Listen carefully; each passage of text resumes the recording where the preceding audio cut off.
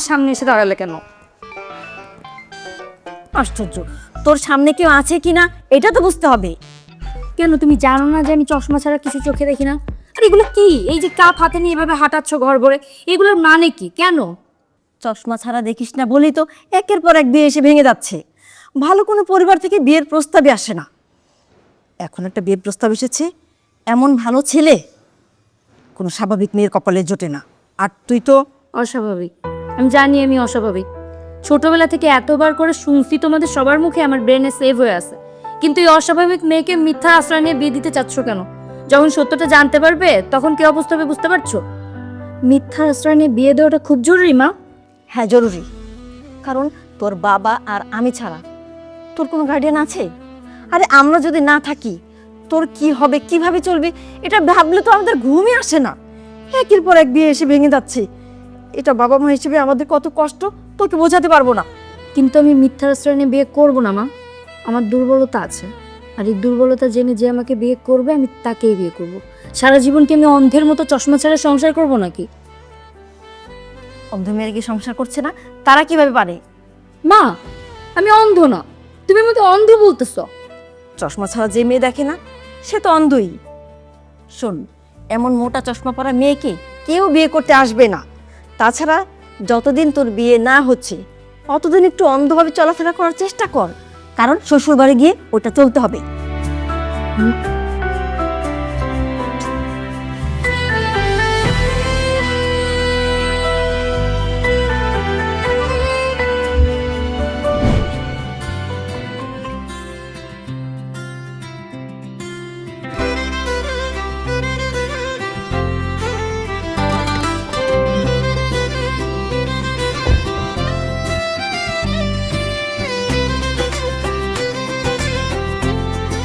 দেখি দেখি, আস্তে আস্তে মা।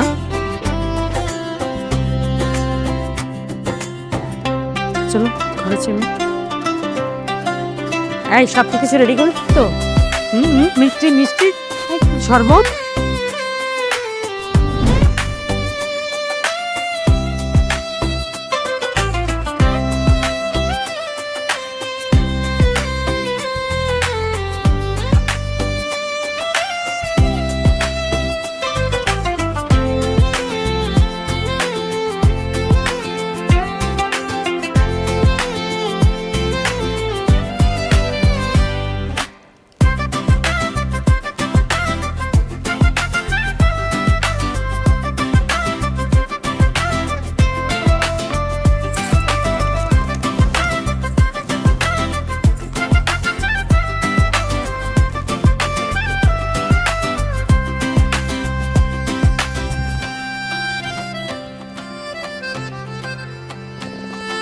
তুমি কি লজ্জা পাচ্ছ? না মানে আমার দিকে তাকাচ্ছ না যে? তোমার কি আমাকে পছন্দ হয়নি? আমি ওয়াশরুমে যাব। হ্যাঁ শিওর। যে ডান দিকে। আমার একটু নার্ভাস লাগছে, আর নার্ভাস লাগলে আমার নার্ভগুলো দুর্বল হয়ে যায়। আমাকে একটু ওয়াশরুমে নিয়ে যাবেন? হ্যাঁ আসো, আমি দিয়ে আসবো, আসো।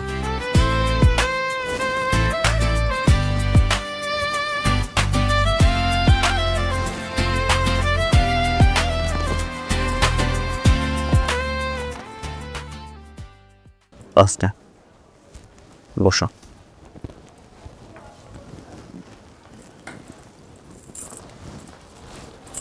কি হলো, উল্টো দিকে ঘুরে বসলে যে? বসে আপনার সামনে বসতে লজ্জা করছে, একটু নার্ভাস তো।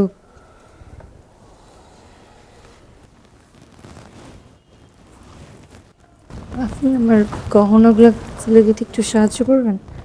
আমি হ্যাঁ পারবো।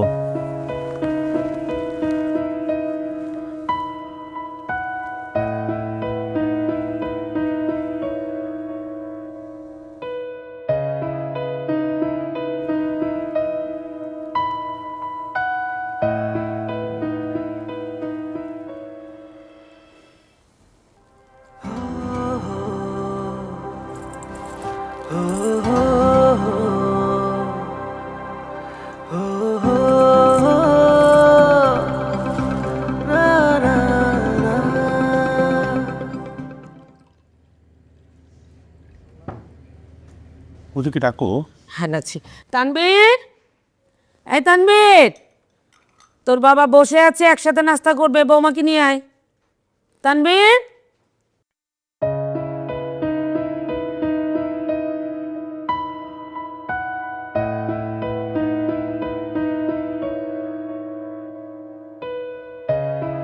তানবীর বস।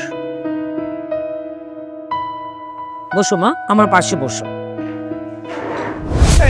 আরে মেয়েকে ধরো না। আমি তো বুঝতেই আমি বুঝতে পারিনি ও এতটা নার্ভাস। বসো মা, ব্যথা পেয়েছে ও? না দেখতে পাইনি। বস। ঠিক আছে। হ্যাঁ বসো। এই নাস্তা তুলে দে। হ্যাঁ। আপু কই না, নাস্তা করবে না? আরে ও তো বাইরে গেছে, কি জানি কাজ আছে বললো। বৌমা শোনো, এটা কিন্তু তোমার নিজের বাড়ি, আজ থেকে নিজের বাড়ি মনে করবে। নিজের বাড়িতে এত নার্ভাস থাকলে হবে? আমরা তো তোমার বাবা মার মতোই, তাই না?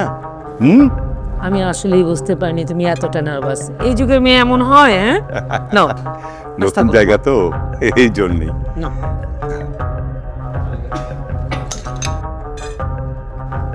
নাও মা।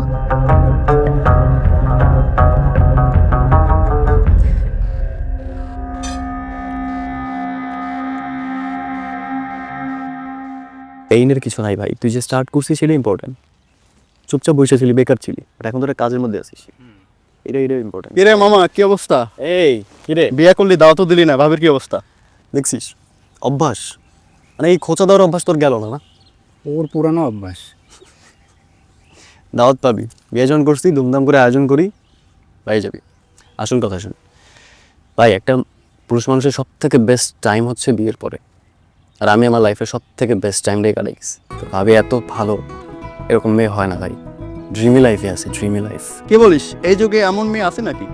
আছে ভাই, মানে তোদের মতো আমারও সেম ধারণা ছিল যে এই যুগে ওরকম মেয়ে পাওয়া যাবে না, মানে এই যুগের মেয়েরা হয় না কেমন জানো একটু অ্যাকশন, সবাই না, বাট শায়লা আলাদা, সত্যি আলাদা।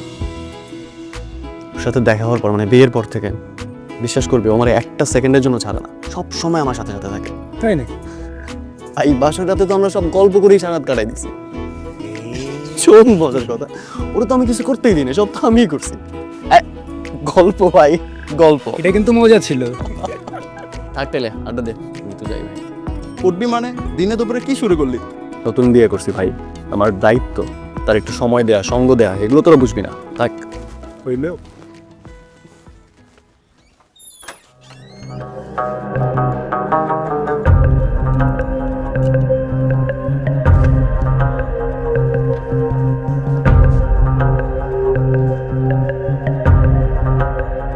এটা ওয়াশরুম।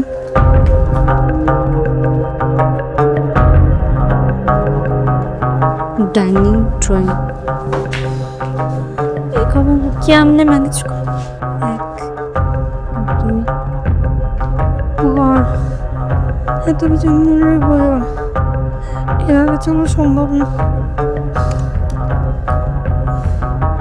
তুই যদি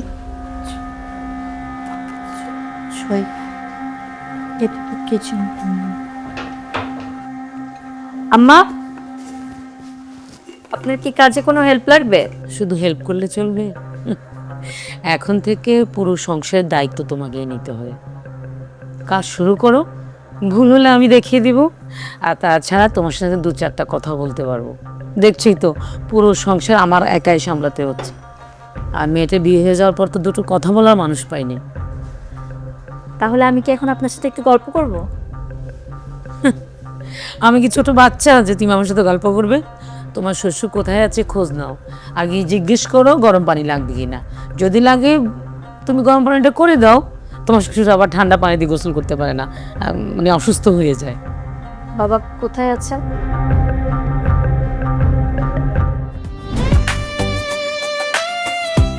মা, এই সত্য কখনো চাপা থাকে না, একদিন না একদিন জেনেই যাবে। ও একবারও আসে নাই আমার সাথে কথা বলার জন্য, কাজকর্ম করে কেমন জানি এলোমেলো। আমিও ব্যাপারটা লক্ষ্য করেছি, মানে একদিকে টাক দিয়ে অন্যদিকে চলে যায়, সারাদিন তো ঘরের ভেতরেই থাকে।